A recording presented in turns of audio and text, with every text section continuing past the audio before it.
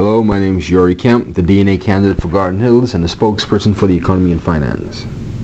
Nothing has substantially changed with the financial administration of this country, aside from the government taking in more money without any form of accountability and little or nothing to show for it. The general public felt that as a result of value-added tax being taken into consideration, we would be significantly better off. However, the opposite is true.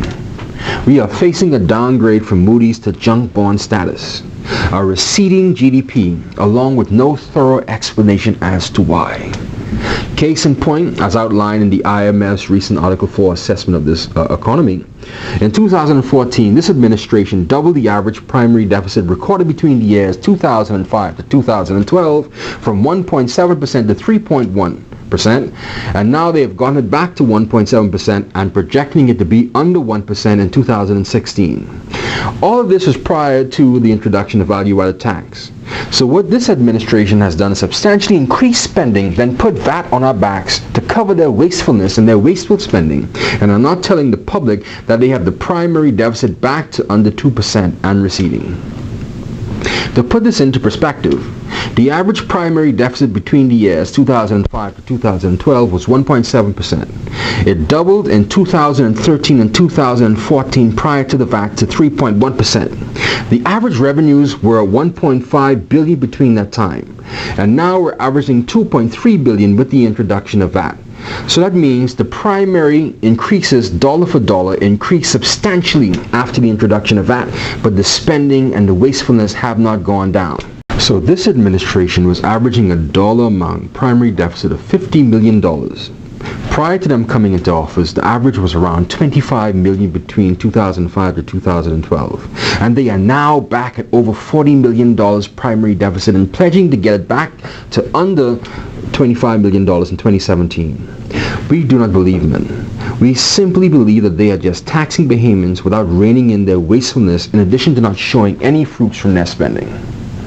In addition to all of this, presented in this administration's own budget communication and debate, they are promised massive spending increases, with nearly 75% of the spending in non-capital expenditure increases, with these additional pledges totaling nearly $250 million. The Prime Minister has also stated that he will borrow some $100 million of this $250 million odd amount within the first 3 months of the fiscal year, hopefully his last fiscal year. The IMF clearly misjudged the budget communication, or had not had a firm handle on what was said prior to their visit at the end of March 2016 and the budget communication delivered at the end of the fiscal year, May 2016, let alone seeing all these extra pledges, for example, like the one we have with the 3,000 BEC, Bahamas Electricity Corporation, reconnection for nearly 3,000 subscribers.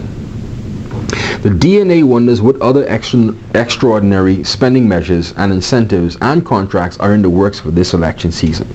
We simply need to have more answers from this administration. While the government goes on their wasteful spending spree, and even while reports suggest a relatively smooth implementation of the VAT regime, Bahamians are still in the dark to how this VAT regime is performing without a VAT controller and without a central revenue agency being a department without legislation supporting it. While VAT revenue over the first 12 months stands at $536 million, about 6% of GDP, we are yet to be informed how this affects revenue sensitivity and demand issues as it relates to the overall revenue buoyancy in the long term. Also, in addition to the still confusing and dark state of the VAT regime, the Chamber of Commerce has noted their frustrations with the accuracy of the registration database, registration filing, and the overall credit system in the VAT regime. For example, tax credits could not be done more timely. In addition to this, persons that originally registered for VAT under the exempt status have found out that they are VAT liable and are being charged fees for VAT brackets that they did not sign up for knowingly. To the overall economic landscape in the Bahamas, in the face of VAT, and wasteful spending, with weaker than expected growth weighing on revenue collection and an overall lack of commitment to new investment, and with investors being timid in dealing with this current administration.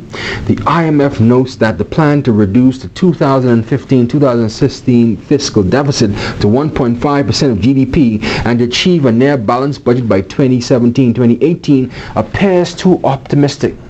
With wasteful spending under this administration, along with little to no growth, added to the fact that revenue enhancement measures are years off for us to see any significant impact, even if they were in place today, as this administration has failed on their earlier promises, we are in for another set of bleak years, even if this administration is voted out of office. The DNA has warned the Bahamian people that investors simply do not want to do business with this administration. We need change, and the DNA will deliver that change. So help us God. The DNA has also committed itself to modernizing the financial management structure of the Ministry of Finance, with a view in mind to taking severe measures to ensure we have personnel, tools, and support given to the areas that need monitoring the most. The DNA will further go on record and assure the public that under our administration, financial transparency covenants and laws are respected, in addition to bringing much needed light to the VAT regime in and other statistics and record-keeping agencies. While we are firmly aware that we will not turn the ship around fully overnight, we can assure the public that we are committed to it and not willing to promise you one thing without delivering it to you wholly and solely. My name is Youri Kemp, the DNA candidate for Garden Hills, the spokesperson for the economy and finance. Thank you.